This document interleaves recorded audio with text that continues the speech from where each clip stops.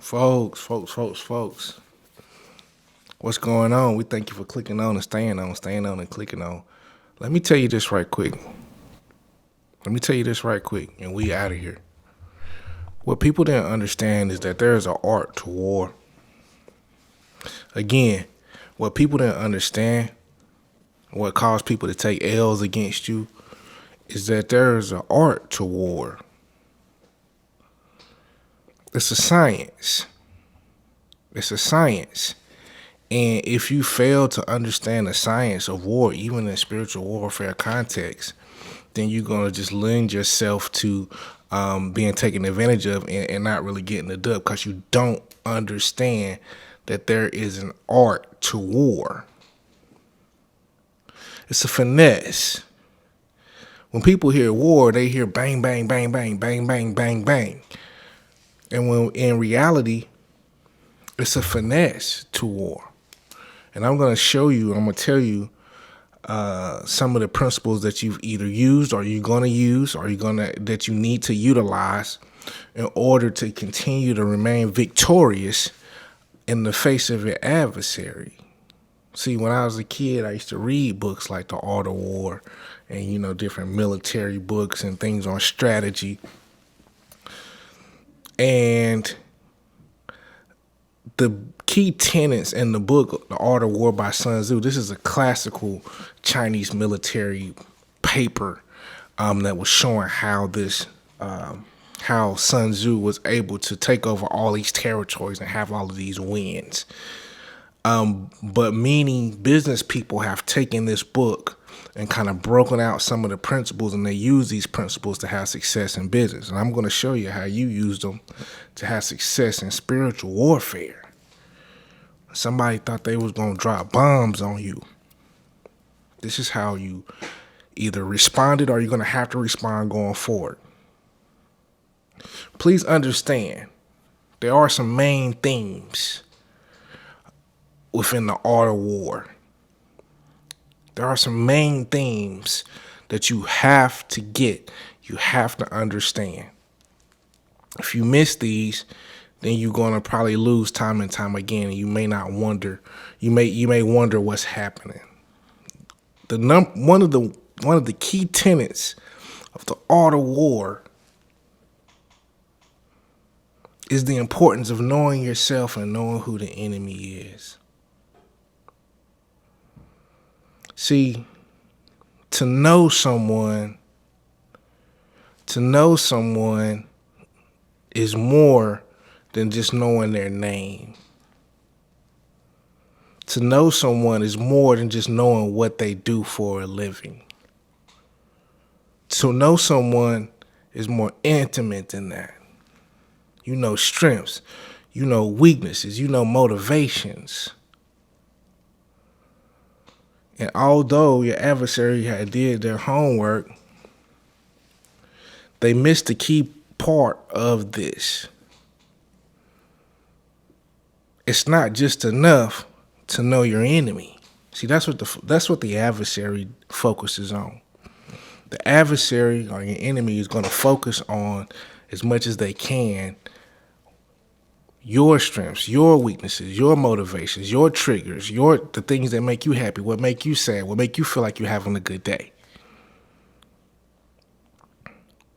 But when you do that and you do that only, then you're missing the key tenet.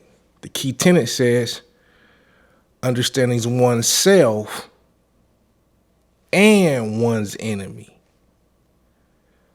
And that's what happened with your adversary. They don't really understand their self. They don't really understand their own motivations, their own wishes, their own goals. They don't understand that about themselves. They don't understand their own strengths. They don't understand their own weaknesses. Because everything is so external focused on who can I get, who can I tear down, who can I be better than, that you never really get a grasp of yourself.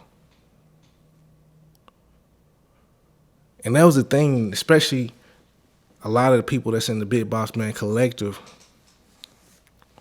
You know how to look in the mirror. You know how to look at the man or the lady in the mirror and say, I need to make a change right there. That's not acceptable for me. That's not my goals. That's not my vision. That's not my aspirations. I don't like that.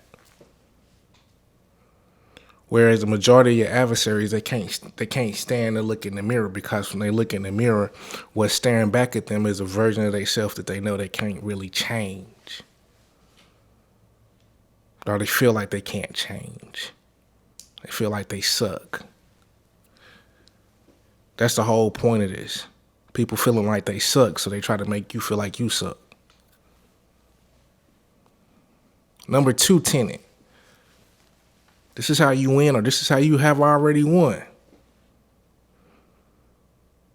Flexibility and adaptability.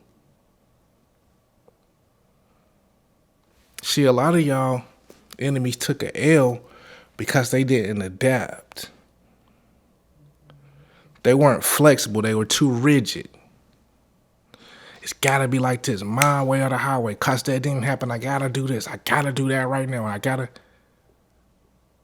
That's not how you win a war. War is more sensitive than that. War is looking for how somebody responded, and then you make your approach. War is deeper than that. And if you don't have any flexibility, you can't adapt. You can't switch and say, okay, this is how things is being played now. That's how that was played. Let me make an adjustment. When you really just you forcing your play, like this is what happens a lot of times, sometimes in football, where one team come out with a playbook. They come out with a playbook, and they say, these is what we're going to run all game. That would be a terrible thing for a football team to do, is say, these are the plays, and from possession to possession, this is what we're going to run before you even get out in front of the other team. The key to winning a football game is you start off with your set of plays, and as you see what the other team does, and you make adjustments, and then they adjust, and then you adjust, and then they adjust. But these people were so rigid and so I want it my way or the highway that they could not adjust. When they did certain things and they did not have the effect on you that they were supposed to have, instead of making an adjustment, they just tried the same thing again.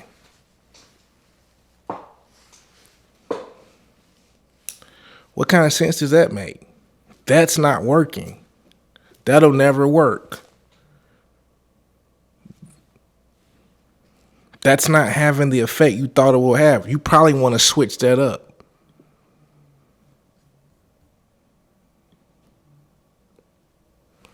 Number 3, planning and execution. This is the main tenets. This is how you win.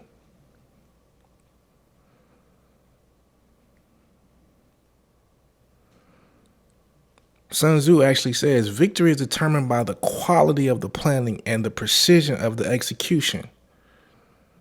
He stresses the need to think strategically through preparation, through efficient execution and plans to achieve success in warfare in any endeavor. Let's be clear. These people didn't have any planning and execution. Everything was ad hoc. Everything was knee-jerk. They did this, so I'm going to do this. They did that, so I'm going to do that. They weren't adapting anything. They were just having knee-jerk reactions. You can't win like that. Not against the Big Boss Man Collective. No day, no how. No day, no how. I love this quote right here. He says, the supreme art of war is to subdue the enemy without even fighting.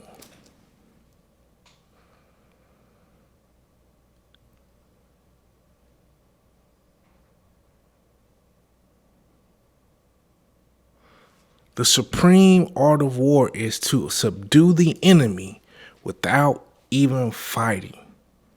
You got to be strategic. You got to be tactical.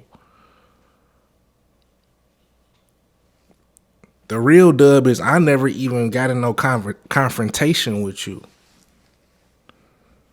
The real dub was you lost and you was over there ghost fighting, ghost riding the whip.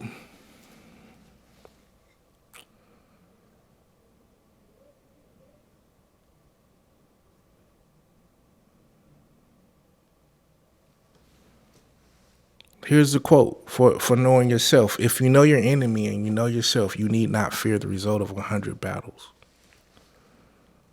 They messed up. They ain't know you really that good. They definitely didn't know you. Definitely didn't know themselves. They had a surface level of understanding of you. See, it's a difference between knowing facts and knowing details. They had a surface level of understanding of you and no understanding of themselves. That's an automatic L.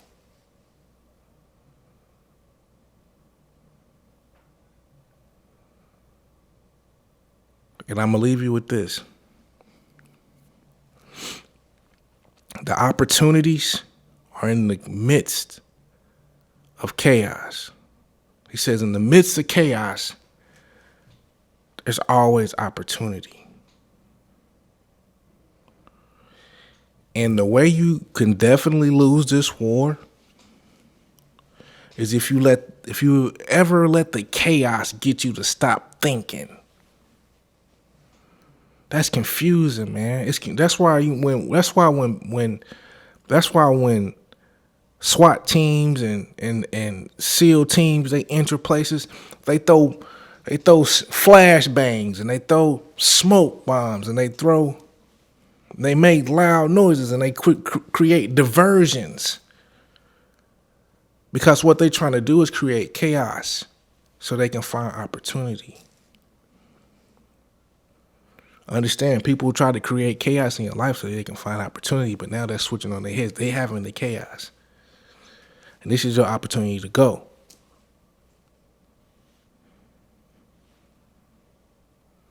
While it's chaotic, this is your opportunity to put your wings on and fly.